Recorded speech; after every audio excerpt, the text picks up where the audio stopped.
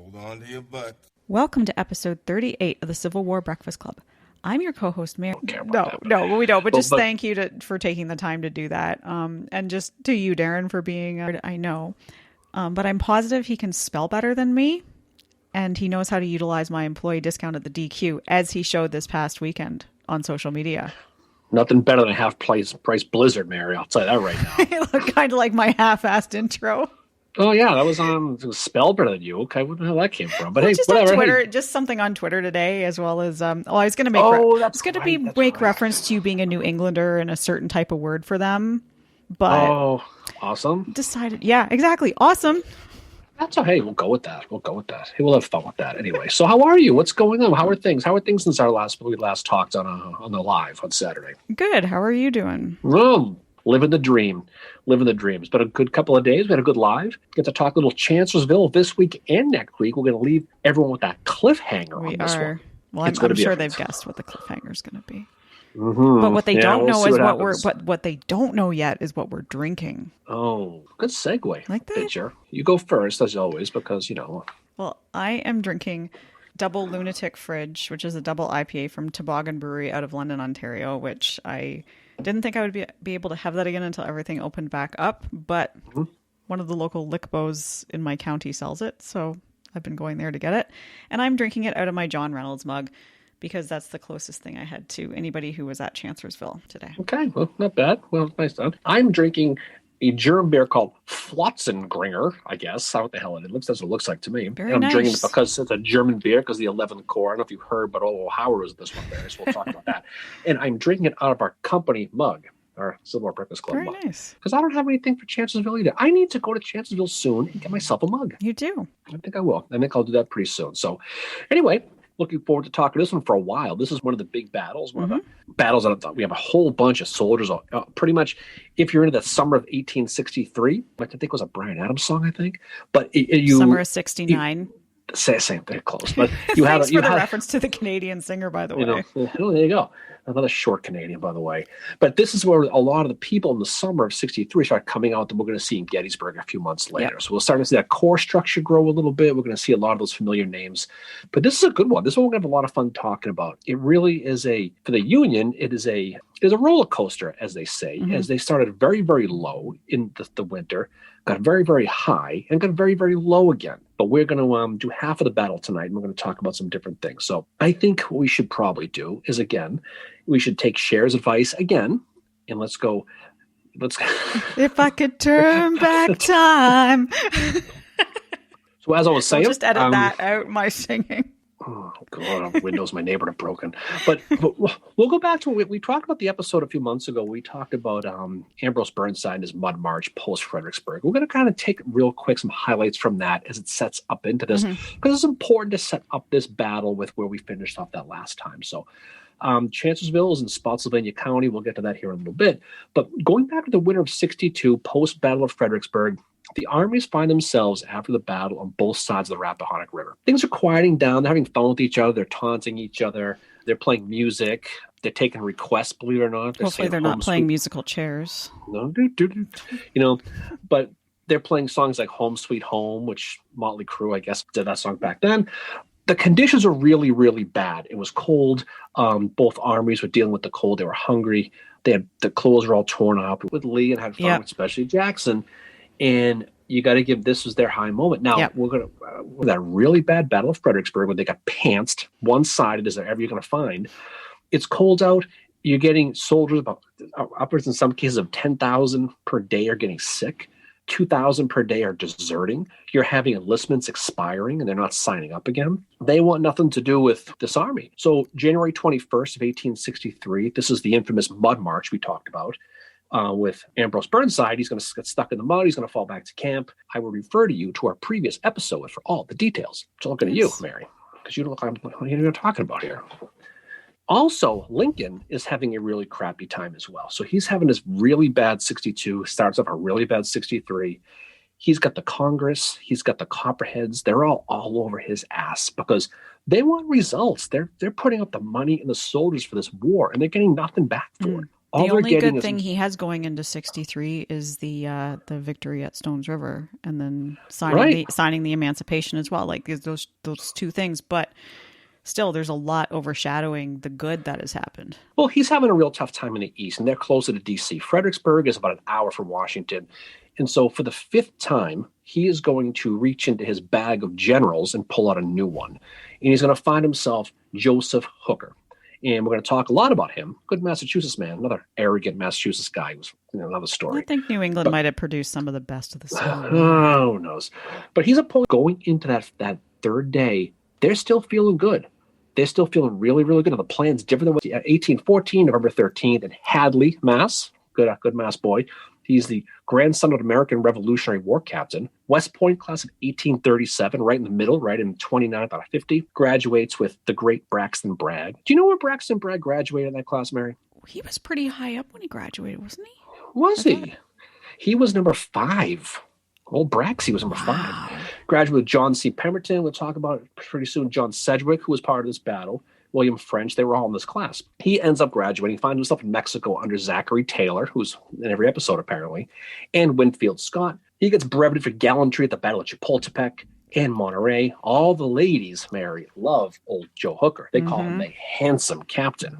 So that's what they call him. So, he gets in a little grief with old Winfield Scott, ends up in his doghouse in 1853 because during the court-martialing of Gideon Pillow, he testifies against Winfield Scott. And so right off the bat, you know what's going bad. 1859, he's going to find himself back in the army again. He's going to leave for a bit. Ends up in California in the California militia. So as the probably war begins, enjoying some California girls. Another song, probably. Yeah, he probably took advantage of. Beach Boys was the first concert I ever went to. Yeah, well, wow, so it probably was back then. But he applied in 1860 when the war begins. The war begins. He applies for a commission. So of course, Winfield Scott gets it. Nope. Denies it. He's still pissed off. You can't blame him. He finally gets it after Bull Run. So Bull Run, he still complains to Lincoln that the military is completely misrun. And this is going to be his downfall. We're going to talk about is he can't stop talking. Just can't stop running his mouth, Ends up borrowing money from a borrower in California, gets sent back east. That's how he gets over here. And 1861, in August, he gets appointed brigadier general. They backdate it to May, but that's pretty much what he's done. And of course, he serves under George McClellan, because why wouldn't he, right? Yeah. So he fights in Antietam, gets hurt. He fights Stonewall Jackson to a standstill in the West Woods and the cornfield. But he's always got that history of complaining. He's that guy who was always bitching about his superiors. Picture someone you work with, the old DQ. Someone who gets to work the frosty machine. You want to do it, but he is someone who just can't stop. He wants the big job, is what he wants. He thinks he's better than what he is. He's openly complaining about Burnside at Fredericksburg afterwards, just openly bitching about him. And he's going to get appointed, but Fighting Joe, they called him because his name was in the newspaper, and he didn't like that name though. He didn't like it. He did like, and they put a dash next to between the Fighting the Joe, and someone took it off, and they made him a nickname, Fighting Joe, and that became his nickname. But he was a dashing guy, 6 feet tall, blue eyes, in a much bearded army. He was a clean shaven dude. Yep, bachelor. Bachelor wrote a White Stallion. I mean, this is like Fabio of 1863, right? He rode with music, slow motion in the background, like, David Hasselhoff and Baywatch when you get around him. But he was very popular with the soldiers. And we'll talk about that here in a few minutes. But he was a big drinker. He was a big fan of the ladies, Mary, we talked about. But you know what? Lincoln, he loved the enthusiasm. He loved the aggressiveness. Because after Burnside and McClellan, this guy had a pulse, and it's not that he's going to fall out of love here pretty soon, but at the time he's going to really focus on rebuilding that army. And this is when the McClellan thing helps him, because he has a little bit of history being with the guy who helped build the army. Exactly. So he makes a lot of changes that are going to really make a big difference. Yeah, and the one thing that he was going around saying before Lincoln appointed him was that, the army needed a dictator. And so Lincoln wrote him that letter where he was like, I'm not making you commander because of this. It's in spite of this. And he's like, I'm willing to risk the dictatorship. Just bring me a fucking victory, dude. So as you say, he reorganizes the AOP because they desperately need it. Their morale is horrible. There's all the desertions, as you said. And one of the things that he does is, he's going to improve rations for them because, back then they didn't know what we know today about vitamin deficiencies and all that. A lot of the men had scurvy and they were very, very sick because of that. So he made sure that they were getting, fresh vegetables. He had bakeries built so that they could have soft bread because the men were getting a little bit tired of hardtack. So they had soft bread 3 or 4 times a week. He also improved sanitary conditions as well as conditions in the medical tents, but his surgeon really improved those conditions. He also designed a furlough system so that men could have a bit of a break and go home. And the other thing that happened as well, and Lincoln does help with this, is they kind of provide amnesty for those who have deserted. They give them until a certain date that they have to rejoin the army by. And you can imagine when you're at the bottom of the barrel as a soldier and you cannot wait to get this friggin' mud march in the cold and you get your butt kicked at Fredericksburg. You got a guy who's giving you 4 times a week, you're going to get fresh bread, vegetables 2 times a week. He's going to get rid of that whole grand division thing that we saw in Fredericksburg and put them into corps. We'll talk about that here in a bit. He does a lot of stuff, practical things with the army as well. He reorganizes the cavalry as well as the artillery into separate corps commands, which ends up being really important. He keeps the reserve artillery with Hunt, Henry Hunt. He also creates the Bureau of Military Information, which is a huge boom. So he's going to create this intelligence service that's basically an organization of civilian spies, slaves, some Pinkertons, professional guys to really create a real intelligence. You're going to see a lot of that in these battles going, even post-Hooker. And it's going to be a real coup to help to find out what the Confederates are doing.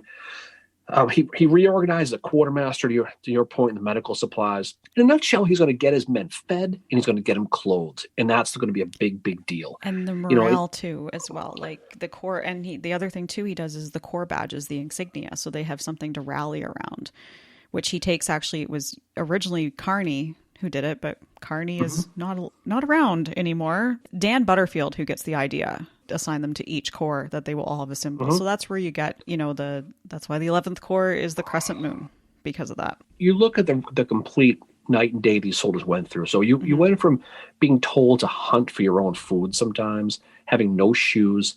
Now you've got legit bread, you've got vegetables, you've got the Dairy Queen being put in the Chatham Manor in Fredericksburg with the employee discount. They all got the discount automatically. You didn't have to ask for it, this gave it to you. They were extremely happy. They liked Hooker, the furlough thing, the sanitation, the whole deal. The condition of the camp was significantly better. And you know what it did? It rejuvenated them again. So the cause they had of fighting for the Union, okay? And at this point, it was also fighting for the slavery as this post-emancipation proclamation. But they went from what are we fighting for to getting that fired up again. So he's like that football coach in one of those movies where he gets them all fired up again.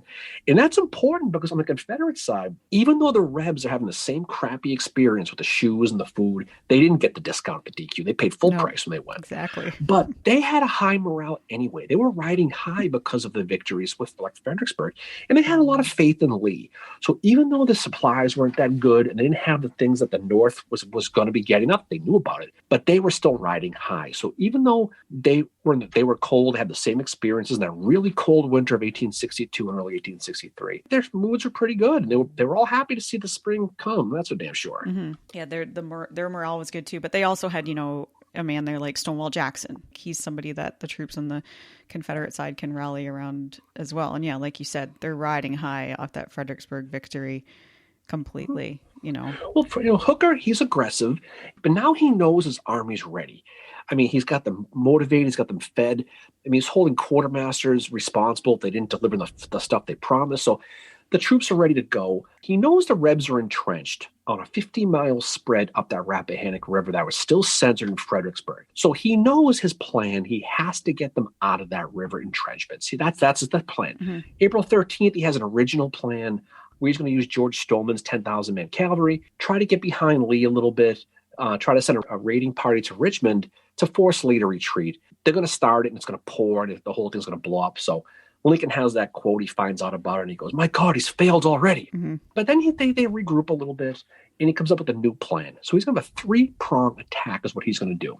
He's still going to use Stoneman and put him behind Lee to destroy bridges, cut off supplies, and this cause mayhem. But he's going to create a fixed force, and he's going to create a flanking force. So he's going to have a fixed force, which is going to stay in Fredericksburg. It's going to be just basically a diversion under Reynolds and Sedgwick. They're going to stay there, and then they're going to create a flanking force. The other 5 corps are going to go, and they're going to go around across the Rappahannock and across the Rapidan. They're going to get behind Lee. And what they're going to do is what they want to do is push him. If they can get there without him knowing it, they're going to push him back, force him out of those river entrenchments, and get him on the run. And once they're in the run and they're in the open, then you can beat them. And then hopefully Stoneman's going to be there to slow them down as well. They're going to cut off their escape routes, and then you got them. That's the plan. And the thing about it, in all honesty, the plan is really good. Yeah. And we'll find out why it doesn't work, but it's not for the lack of preparation. This plan is about as good as a plan as the Union had. It is, and a lot of the officers say it was good. Sears, in his book Lincoln's Lieutenant, says that it was one of the most innovative in the Potomac Army to that date. But there's problems from the very beginning, mainly in the form of miscommunication to begin with. Yeah, here's the first OO reference. Howard writes in his memoirs that from one mistake to another arose a dozen others, which contributed to the final loss, basically, that this has been marred by... Well, don't give away the ending. This is a two-parter. But spoiler alert. Well, it's April 28th, they finally start moving, right? Yeah. So they're going to begin to cross the Rappahannock, places like U.S. Ford we talked about. The river is still high. It's been raining, so it's tough to cross. Yeah, Hooker does say to Lincoln that the only thing that could screw him over is the weather, basically. Like he said to him that the object is crossing high up rivers to come down the rear of the enemy, holding strong positions. And the only thing that can, really screw me over is the weather. Yep. And so they build a pontoon boat that's going to cross the ford. And what they want to do is their goal is really two things: to keep moving and keep quiet. And we're going to find out later on with old Stonewall. That's the same concept he's going to try too. Mm-hmm. But Hooker is confident. Now, we said before how he likes to run his mouth. He's a brash dude. He's the guy you want if you like a confident leader. Mm-hmm. He has that quote. He goes, "I can march this army to New Orleans. My plan is perfect. God have mercy on General Lee, for I shall have none." Now, if you're a soldier, you're thinking, friggin' A, after guys like Burnside and these other guys you had. But Lincoln, he likes the confidence, but he's like, dude, and he has that quote where he goes, "It would be best for the hen to lay her eggs first before she cackles," which I'm going to use in my working life, Mary. I'm going to use that quote. That's an amazing quote. Well, the other thing too is Lee gets wind of Hooker's overconfidence and starts referring to him in correspondence as Mr. F.J. Hooker. It's awesome. So April 29th, we talk about the fixed force. So this is Sedgwick. This is 40,000 guys. So this is not like just this is not just a raiding party leaving behind at Fredericksburg. They're going to leave him on the 29th, and they're going to cross the river, him and John Fulton Reynolds. They're going to cross the Rappahannock on the 29th without any trouble. That's the thing, is they get right across. The Confederates are still based at Marie's Heights, and they let them come right across. The flanking force, which is 70,000. So 133,000 total, but 120 available. So the flanking forces, the 1st, 2nd, 3rd, 5th, 6th, and 11th Corps are all going to be using this flanking maneuver to go all the way around to the left-hand side. So Hooker is going to take those 5 into 70,000 guys on the 30th. They're going to cross the Rapidan and the Rappahannock, and they're going to cross north of Fredericksburg. They're going to go north around the corner. They're going to get in position behind Lee. Here's the thing, is they actually get there. When they do, they can't friggin' believe it, because this was not like a Hail Mary thing, but it needed everything to go right. And to your point, the weather, they actually get there. So they find themselves getting behind Lee. And at this point, because Jeb Stuart is off running around chasing Stoneman around and doing other things he's doing, Lee doesn't know it yet. So April 30th, 1863, you can imagine Joe Hooker sitting back with this cigarette going, "I got 1 million guys." Yep. Right? About 1 million. And Lee is totally in the dark to Hooker's movements at this point. So Hooker's going to set up his headquarters at the Chancellor House, which is at the crossroads they call Chancellorsville, which is an inn. Mm-hmm. Even though it was the only building there, they called it Chancellorsville. But in any case, it's in this deep woods that the locals call the wilderness, which is just brutal terrain. It is. Warren said of the terrain that no one can conceive of more unfavorable field for the movement of the Grand Army. Well, you can't march through it. I mean, you think, you're dealing with, you can't move wagons, you can't move artillery. You're always at risk of clown attack in this woods, right? But you're finding yourself in a position where it's very difficult. But they get there. So at the end of the day of the 30th, the troops under Hooker are going to start to move east through this wilderness with the goal. Ultimately get to Banks Ford, but what they want to do is they want to get to Lee, and everything's going pretty good as they go to bed heading into the first. The morale of them is very good. Like Meade, when he arrives, he says to Slocum, This is splendid, Slocum. Hurrah for old Joe. We are on Lee's flank and he does not know it. So they're thinking Lee is still blind. And then Howard remarks that everything had gone really well to this point. Dan Butterfield said the same thing. Howard said that, let us notice again that on Thursday night how favorable matters looked when General Hooker was so jubilant and confident and full of purpose of pushing on the heights near Banks Fords. So they are going into this thinking, holy shit, we've got this. And you can just imagine how good that felt after something like Fredericksburg. Exactly. And remember, the goal at this point for Hooker wasn't to fight Lee. The goal was to get him out of the river into retreat. They want him on the run. And he's going to be surprised here in a little bit, but that's the plan. But he gets there, and to your point, they're thrilled. So they're going to send his army down 3 parallel roads, the Orange Turnpike, the Plank Road, and River Road. And you mentioned the generals giving him props. Old George Meade, right, who, the old snapping turtle, who hated everything about Joe Hooker. Hated him, right? He has that quote. He says, huzzah for old Joe. We are behind Lee and he doesn't know it. Yeah. So even Meade's giving this guy props. So Hooker's cocky. He's expected Lee to retreat at any time. And it's probably right around now where Lee gets that text message and realizes what's going on. So he finds out what's up. He learns of Hooker's move. He knows he's kind of in a barrel here. He's over the barrel. He knows he's kind of screwed. He tells Davis that. He writes Davis a letter. Yeah. He's outnumbered big time, 2-1. This is his worst being outnumbered at any point up until the end with Appomattox. I mean, he's completely outnumbered. He's missing a quarter of his infantry because he sends Longstreet to Richmond to go forage. You're without Longstreet and half of his corps, and now you're shorthanded. And now you find out that an aggressive guy like Hooker, who is cocky and has been waiting for this job for a while, is right in your backyard. If you're thinking about a chess game, this would be checkmate, right? Yep. You got it, right? But he's not going to retreat. He thinks he's going to ultimately go, but this is where Lee is going to really roll the dice. And when you think about Robert E. Lee, you're going to think about Chancellorsville for a lot of different reasons. Yeah. Now, the big debate with Chancellorsville was this Lee's greatest moment, or was it Hooker's worst moment, or is it a combination of both, right? So Lee is going to roll the dice, and he's going to, for the first time out of 3 times, he's going to split his army here. So he has his army based in Fredericksburg by Maurice Heights. What he's going to do, he's going to split it. Even though he's outnumbered, he's going to split his army. He's going to only leave 10,000 guys in Fredericksburg under Jubal Early, and he's going to leave 56 guns. He's hoping the feds won't notice them slowly moving out, because that line, you got 40,000 versus 10, which if I only knew a math major here, she would tell me that's 4-1 odds. So if the feds would have attacked, they could have got rid of them right there at the Fredericksburg line. He sends the rest of his army west to go fight Hooker under Stonewall Jackson, who still has less men, but Jackson's going to attack. They say this is a case where the mouse would attack the cat, is what the phrase was. Yeah.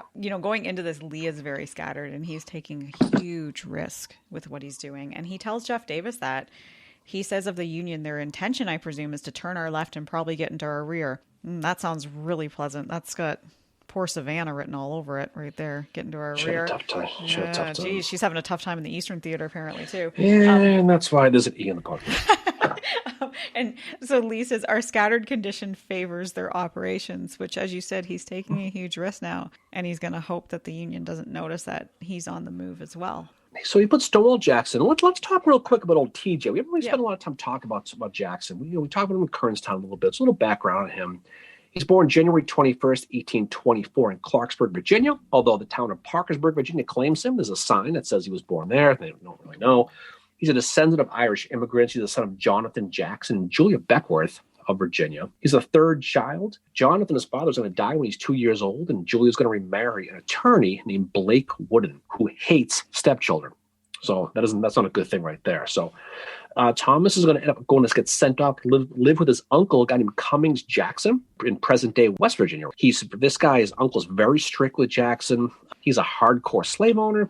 Thomas was a farmhand. He didn't go to school. He was self-taught. But he's interesting, though. What's the funny thing about Jackson, though, is he teaches himself how to read. He's an educated guy, even for living in the country without going to school. He befriends a young slave boy around this time, and he makes a deal with the kid. He goes, listen, here's the deal.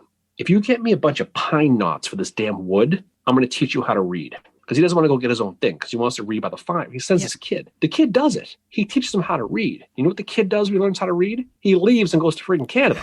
Takes off one. Amazing. So there you go. Another interesting thing about Stonewall is I believe his sister was an abolitionist. Yeah, so no good deed goes unpunished. So West Point, class of 1846. You would think that old Thomas Jackson would be top of his class, but he was right in the middle, 17 to 59. Although he had a reputation of being a hardworking student, which is nothing ever said about me back in the day.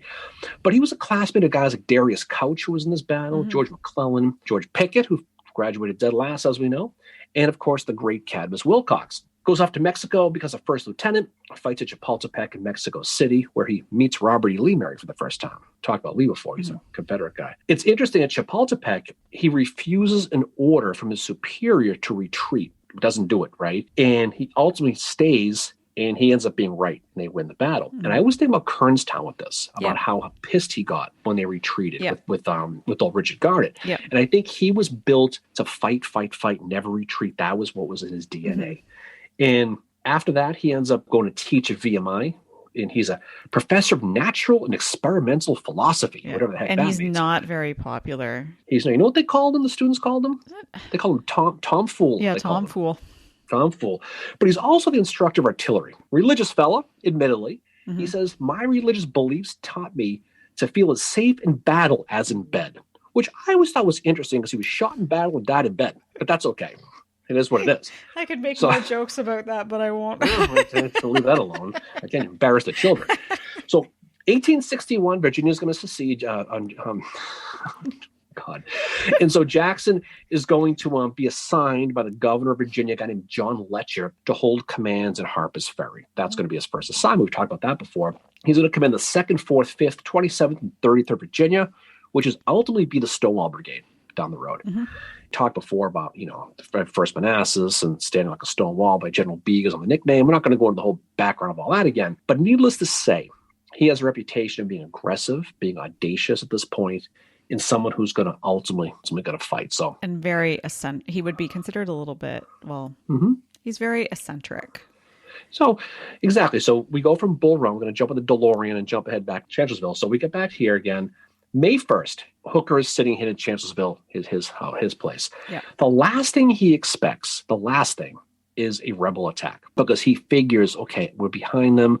Military rules state in this situation, you retreat. And so he's expecting him to retreat. So Jackson, again, not in his DNA, he begins marching his men west. So he's going to meet with Richard Anderson at 8 o'clock in the morning, the 1st of May, in Lafayette McLaws.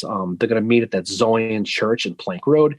They get there, and when Jackson gets there, he notices McLaws is digging in, getting ready to fight a defensive battle. And Jackson goes, no, we're going. We ain't staying, and we're not entrenching here. Get your sneakers on. We're going. They want to go as soon as possible. They want to go on offense. So 11 o'clock in the morning, he's going to order McLaws as well. He's also going to William Mahomes' Great Brigade as well to go west on that turnpike to head towards the wilderness. So you've got on one side the Union guys coming east, and the other side the rebels going west. Yeah. So you can kind of see where this is going. And he's headed right towards where Sykes is placed. And Sykes is going to see this and feel a little bit outnumbered when this happens. And he's going to send Warren back to tell Hooker this, that he's outnumbered and he needs troops. Slocum, at the same time, is working his way through the wilderness. And he runs into some Confederate pickets. And true to his name, he slows the fuck down. And he basically goes at a snail's pace. And he's not going to... Such language. Send your complaints to info@civilwarbreakfastclub.com and address them to the Canadian. There's not a bad review. Yep. So Sykes is on the River Road, and he's getting attacked by Stonewall's troops, and Slocum is running to pickets, and he's being completely slowed down. Warren is going back to tell Hooker about what the F is going on. And all of a sudden, Hooker makes this decision to call off the attack. He does, and what's surprising about it is, it's not only just Sykes who he has. He's got 2 divisions of Meade's Corps that are going. He's got Charles Griffin and Andrew Humphreys. He's also got Oliver Otis Howard. I don't know if you've heard of him, but he was in charge of the 11th Corps. You got some of Slocum's guys. You got some of Sickles' guys. They're all going. Claus and Sykes, so, they're going to end up bumping each other, to your point. But Ambrose Wright and Anderson's division there, they attack up that unfinished railroad, and this is where Howard pushes them back. So there's Howard for you, right? But, they've got the Confederates right where they want them again. So Sykes does fall back after finding himself unsupported around 2 o'clock in the afternoon. This is when Hancock's division under Darius Couch is going to advance. The Union's making really, really good progress along that river road, and they're approaching the Banks Ford, which was their real goal at that time. At this point is when he calls a timeout, which Hooker does. Yeah. And historians will debate this forever about this, but he decides to call it off. He tells all his corps commanders to fall back to Chancellorsville, and they are friggin' stunned. Howard says in his memoirs he was, quote unquote, astonished to get that order, because he said that Howard believes that if Hooker could have come up to the front to see where Sykes or Hancock was at the time of the attack, he would have seen his ability to concentrate was greater than he dreamed. So Hooker apparently doesn't have an idea of what's going on. But you also have Warren, admittedly, I mean, I love Warren. He could be a bit of a drama queen. He's going back to tell Hooker, oh my God, we're being attacked and we're outnumbered. And then he finds out that Slocum is slowing down. So Hooker just kind of does this, fuck this, we'll fall back. Well, he also hears these unsubstantiated rumors that Longstreet's finally arrived. Yeah. So it's almost like that Sixth Corps arriving at Gettysburg scenario with the first day with Ewell, right? So he has a numerical advantage and he completely gave it away. So he has a great plan. He has great preparation. Everything was solid, only to fail at the execution.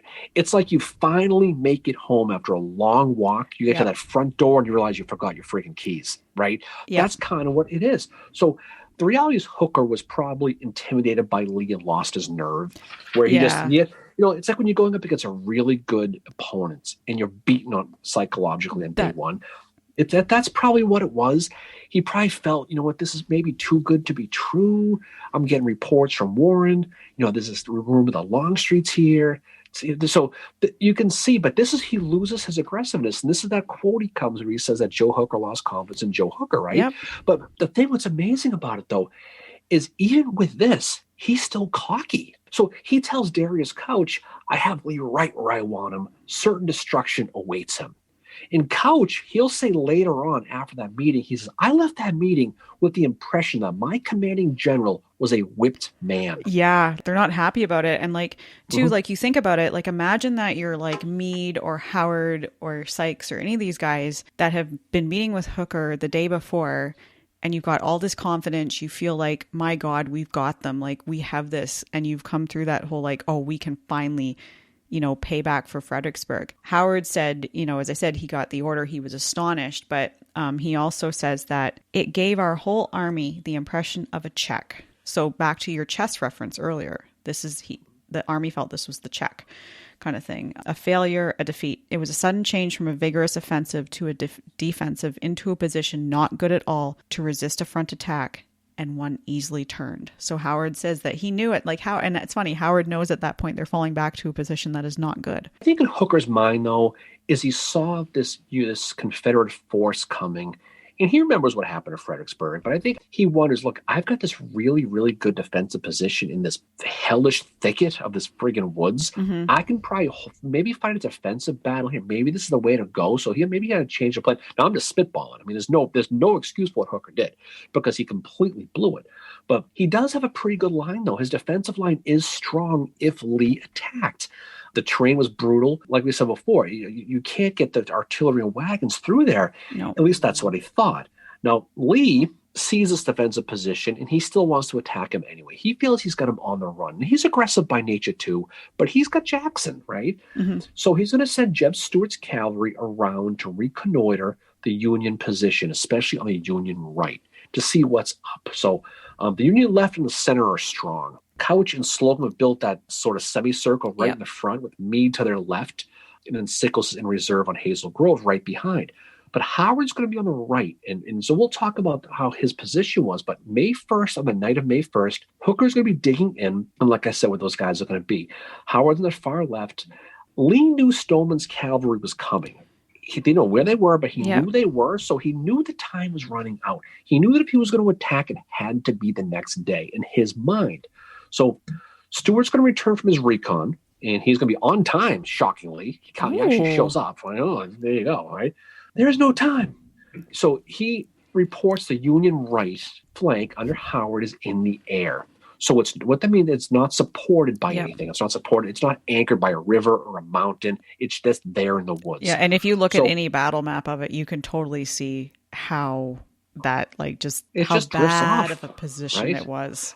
You know, and so it's exposed. It's completely vulnerable. So this Howard, the 11th Corps, Howard never expected an attack was going to be there either. But they certainly weren't prepared. They were just chilling. Whatever the heck they were doing, they were hanging out. But Lee saw, we have an opportunity here.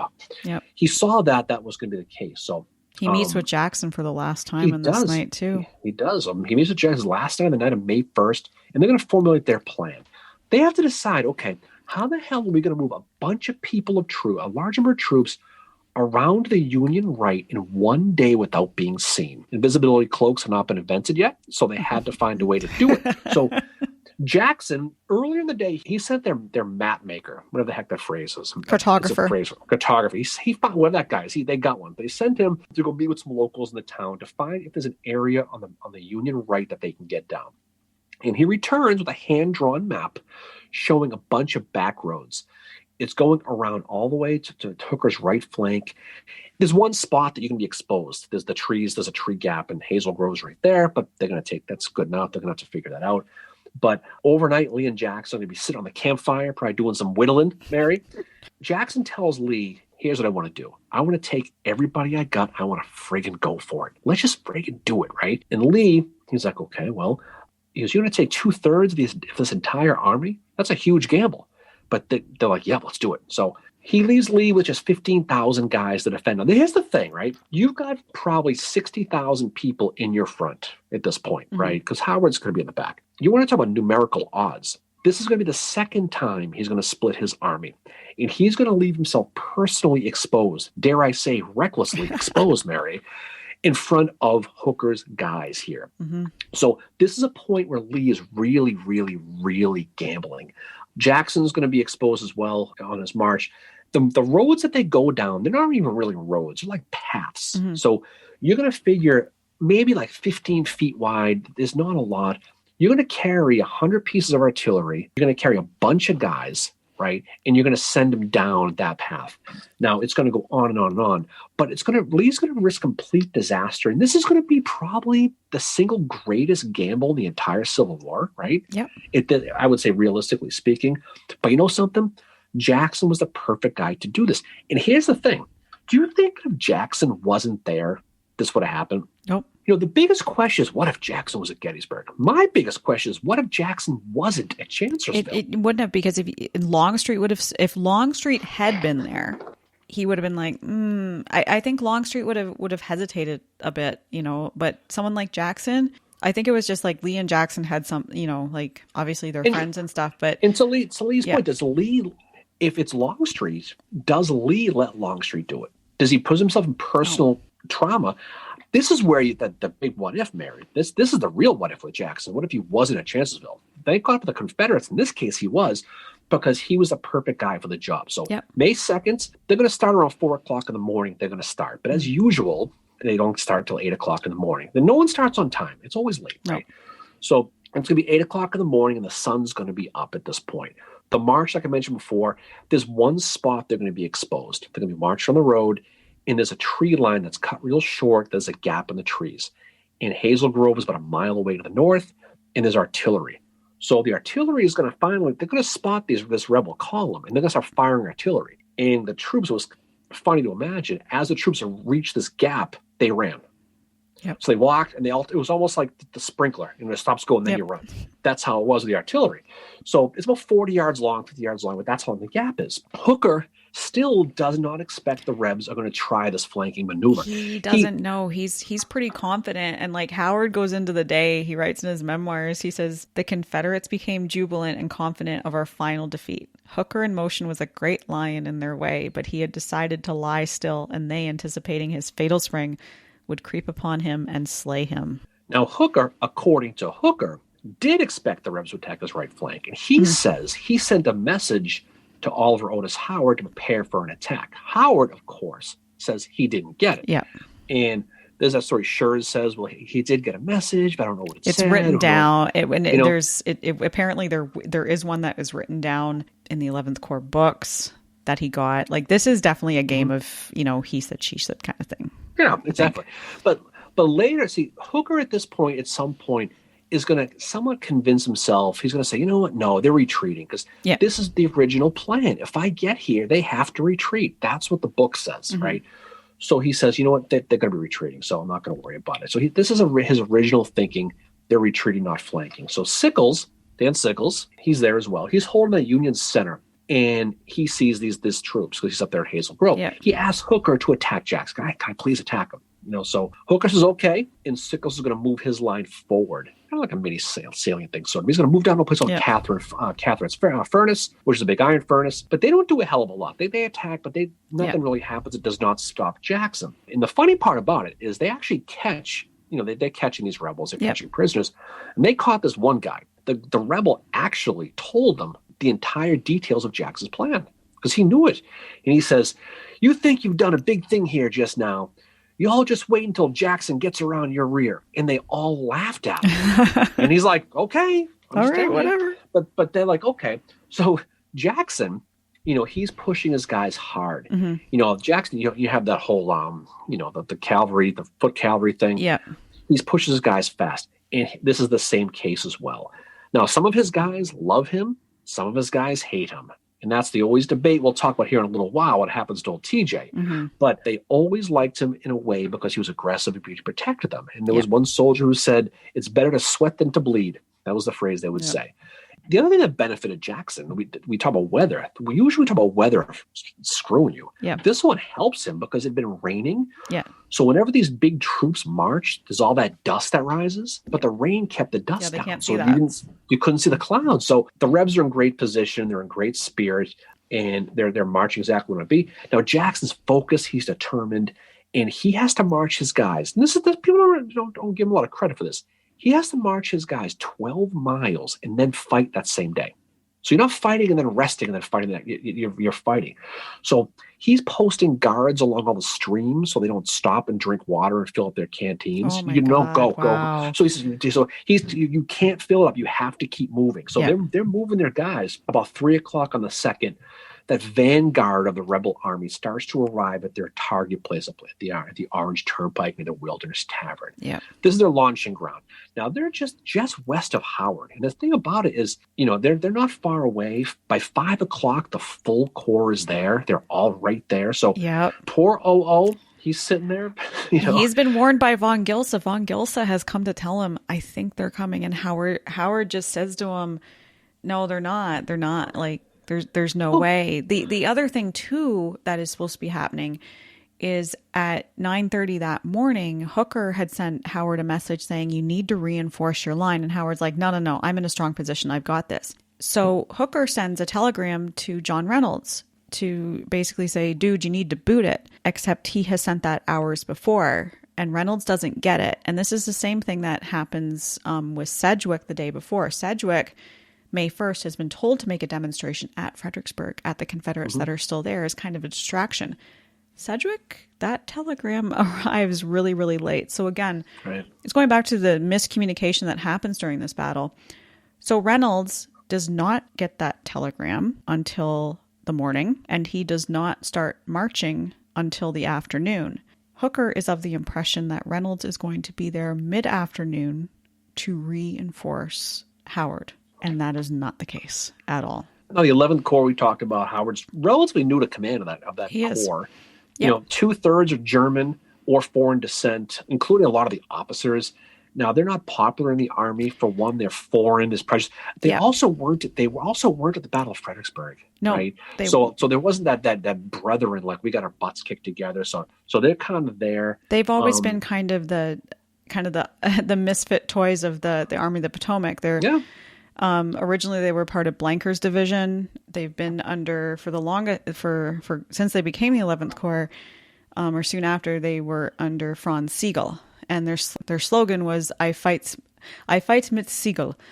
My German accent is horrible, but now at Chancellorsville, really bad actually. It's just funny because I'm quarter German. But now at Chancellorsville, they are under the command of Oliver Otis Howard, who you couldn't ask for two more polar opposites to be working together. And for that reason, they're not trusting these guys. And even about those, some of the 11th Corps troops are starting to see these rebels. And so moving into this area. And some alert their superiors. Charles Devens, another Massachusetts arrogant guy who, hey, at least he's funny though, right? He gets a report and doesn't believe it. He says, no. He goes, I heard no reports from headquarters of rebels in the area, so I don't know what the hell you're talking about. A guy named Colonel Robert Riley from the 75th Ohio.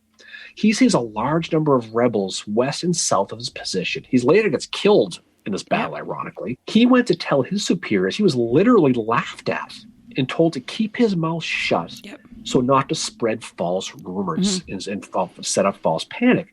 Captain Hubert Dilger, 1st Ohio Light Artillery attached to the 11th Corps, he stumbles upon a Confederate regiment. Who knows what the hell he was doing, but he stumbles upon one. He almost gets captured. He escapes. He tells Howard. Howard tells him, okay, that's interesting. Go tell Hooker. He's like, all right. So he goes all the way to Hooker to tell him, hey, I got information. There's Rebs out there on the Union right. They laugh at him. They don't even let him see Hooker. You can sort of see, and I think a lot of that is because the distrust they have towards the 11th Corps. There's distrust towards the 11th Corps, but there's also this disconnect between the 11th Corps and their new commander, Oliver Otis Howard, which just a little bit of background about Howard, because we've talked about him many times in this podcast, but I don't think we've gone into a lot of his background. He's born in 1830 in Leeds, Maine. His parents are actually both from, I'm going to butcher the state name, Massachusetts. Massachusetts. That was not even close. I can't say it. Anyway, they're from a different state that isn't Maine, but is in New England.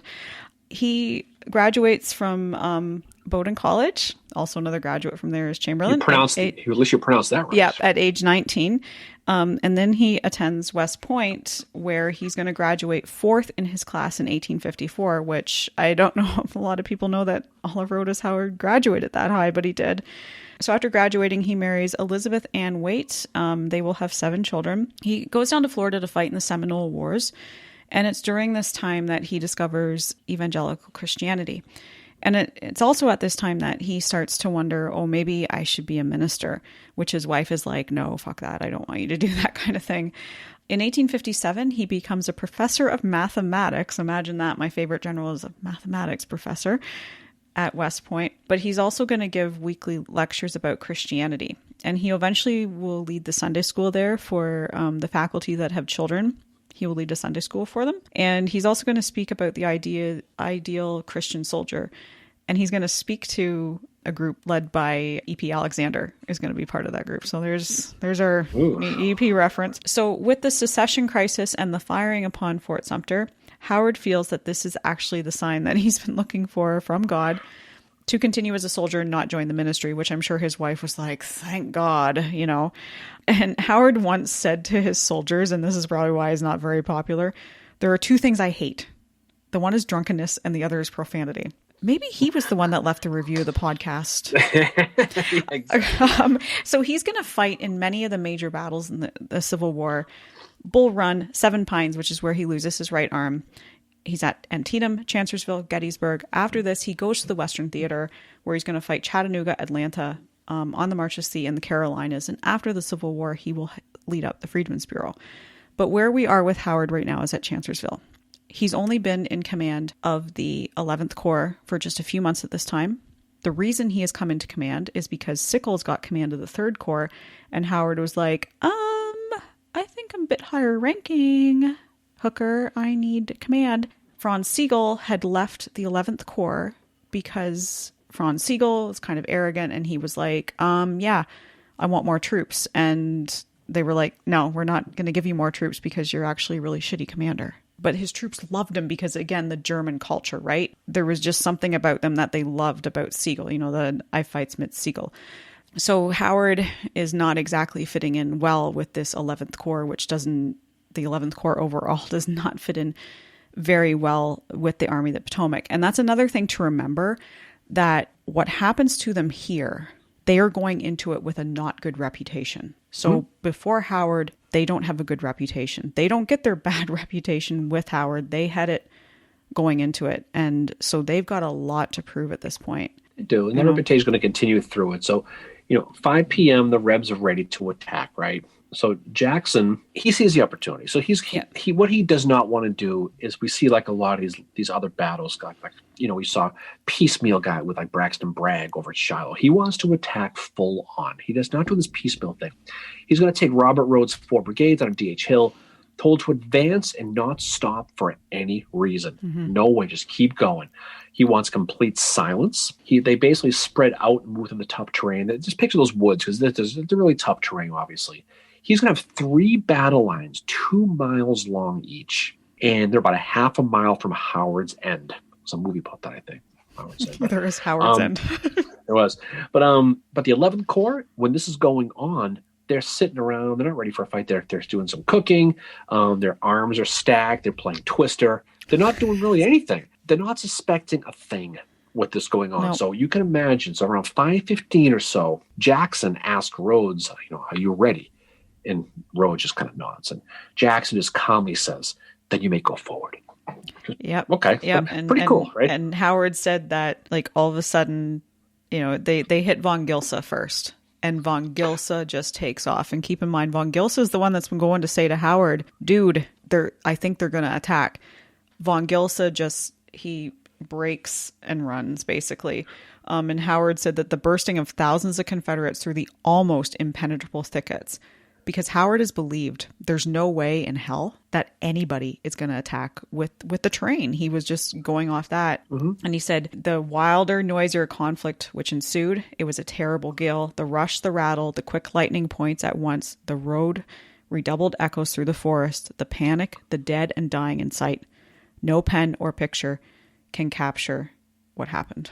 Well, the soldiers also talked about the fact that when you get three battle lines 2 miles long each pushing, they talk about the animals.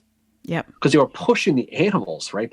Just all the stuff, the deer, the rabbits, the pandas, or the hell there was in the woods at the time. Tigers, lions, bears, oh my. And they're talking about these animals running for the camp because they were just getting pushed, kind of like when you dig a development neighborhood, it's going to displace animals. Same deal there. That's what they were talking about. So picture 27,000 screaming Rebs coming out of those woods with that rebel yell. They go right through Van Gilsa's camp, like you said, and these guys are completely stunned. The Feds try to react, but they collapse. They're not even ready. They're going to fall back quick. The 11th Corps begins to run. It looks like the beginning of the Boston Marathon at that moment. Howard is going to, that moment where he's going to grab that flagpole, stick it in the stump of his right arm, and he's going to put it under there, and he's going to yell, try to rally his troops. And then when he can't, he's going to yell, "I'm ruined! I'm ruined!" Which is not... which is probably not a good way to justify your Howard, Mary.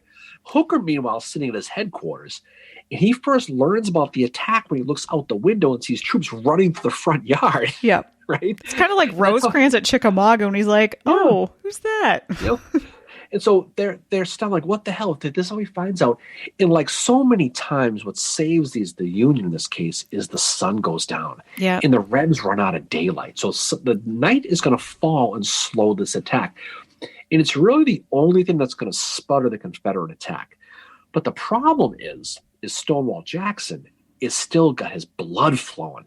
So it's getting late. It's dark. He still wants to go. And so he is going to grab a couple of his staff guys around 8 o'clock at night. Remember, there's no daylight savings or anything, right? I'm not going to apply at this point. No, I wouldn't in May anyway. So no. What is daylight savings? Like, I actually, you're asking the wrong fucking person. I don't know. All right, whatever the case. There is no. I just changed my time. I don't remember what is standard and what is daylight savings. But and whatever it is, one like for 6 months of the year, my car's right. Yeah, me too. Okay. So it's dark, but Jackson wants to continue fighting, but he doesn't know where the hell he's going because of this terrain. So he's going to take part of his staff and he's going to go quietly to reconnoiter himself, try to find some roads. So he's going to look for some roads, and no one notices them leave. They just sneak right out. I don't know how you don't notice Stonewall Jackson going right by you, but they do. They all go by. They find a road. They don't find a road, but it's dark. So they must have said, well, the hell with this. So they're going to start to come back. They're going to go past the 18th North Carolina. And allegedly, someone yells, "Halt, who goes there?" And before they can answer, they get fired upon. So old TJ, Stonewall Jackson's going to get shot 3 times, twice in his left arm, once in his right hand. And AP Hill's going to be there, and he's going to get hit too, but not as bad. But they're going to get fired upon, and they're going to realize they fired upon Stonewall Jackson. Now, the big debate that still goes on today was whether or not it was fragging, right, or it was an accident. And no one's ever going to know. No. I don't think they did. I think that was an accident, personally. I think it was too. I can't.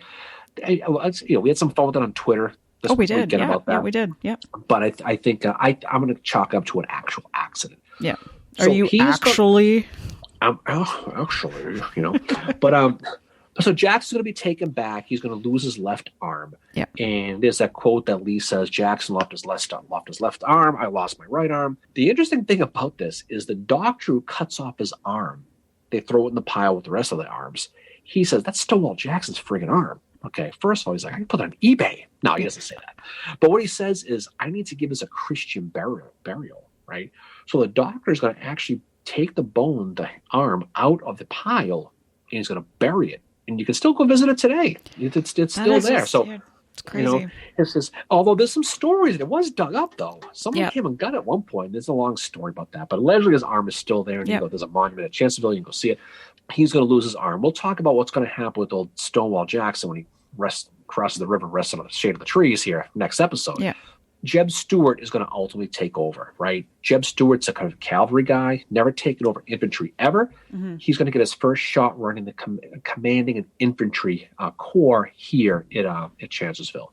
He's going to ride back to the field, and he's going to make that decision. Now it's getting late.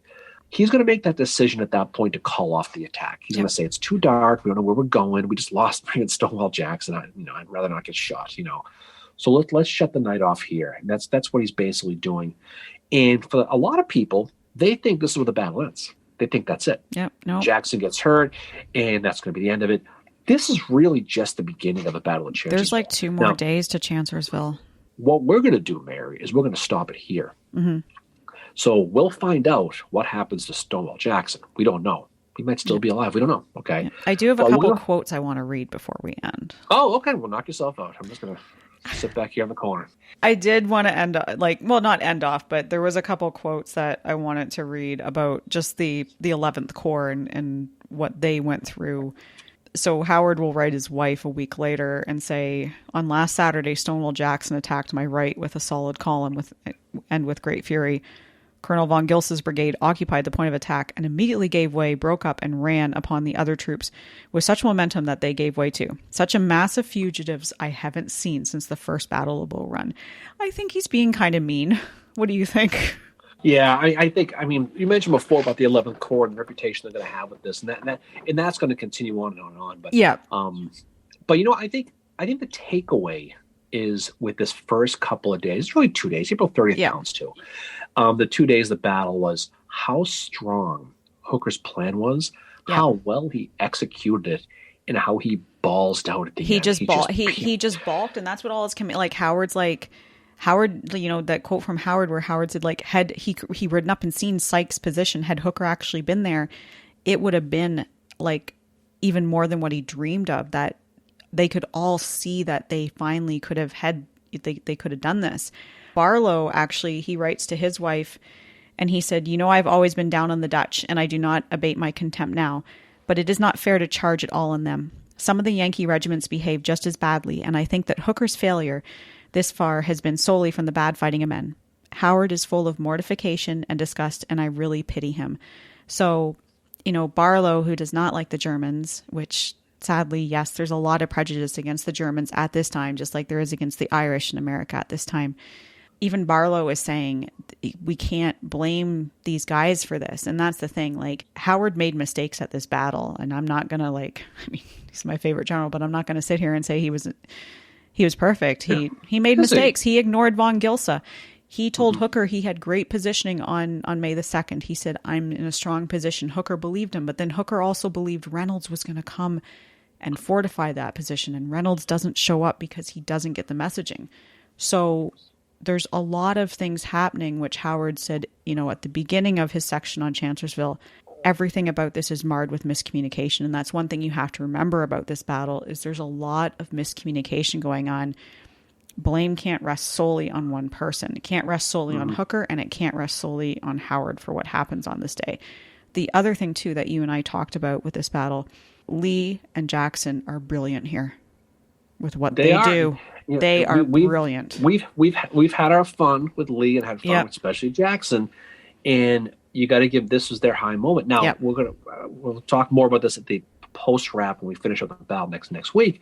But when you talk about an aggressive offensive plan, now we talked about the fact that he split his army twice. He's going to split it a third time at the end of this again. So he's not done. He ain't done yet. He's not resting in his laurels. Now, as we go into the third day of this battle, the Union's still in a great position because the Confederates is still split up.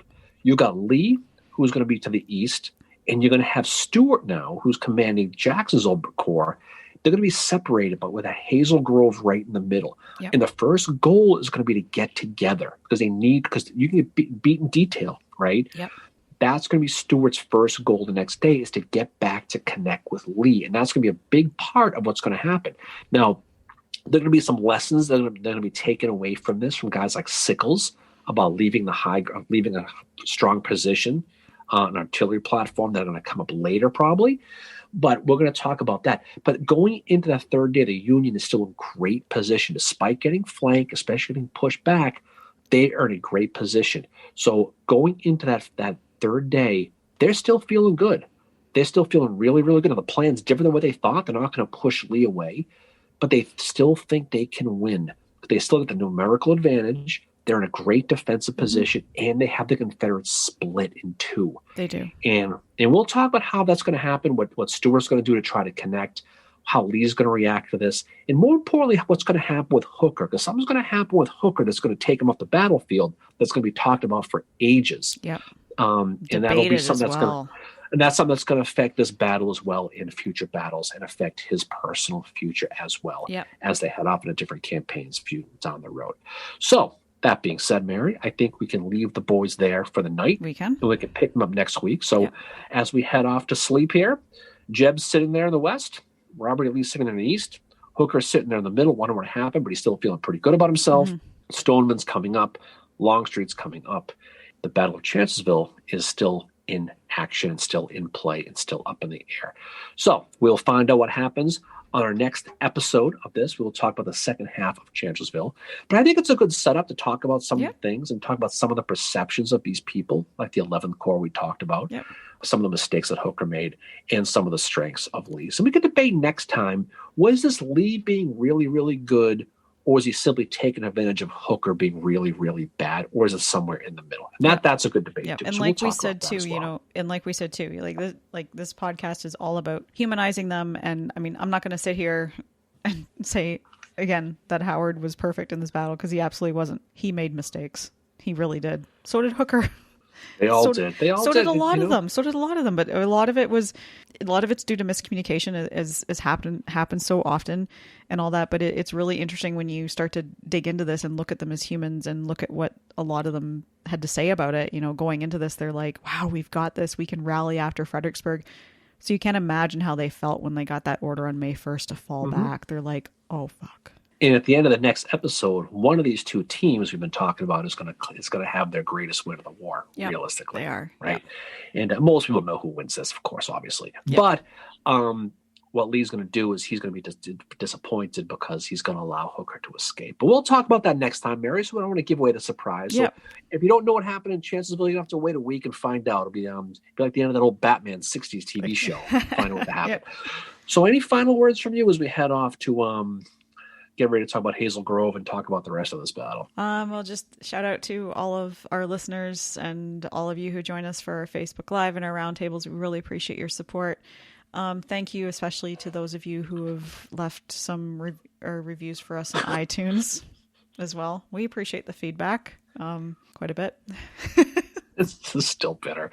Anyway, I'm not. No, actually, I was trying to say, like, we have some really nice reviews on iTunes, and I just want to say thank you to those people for leaving those reviews for us. Fine.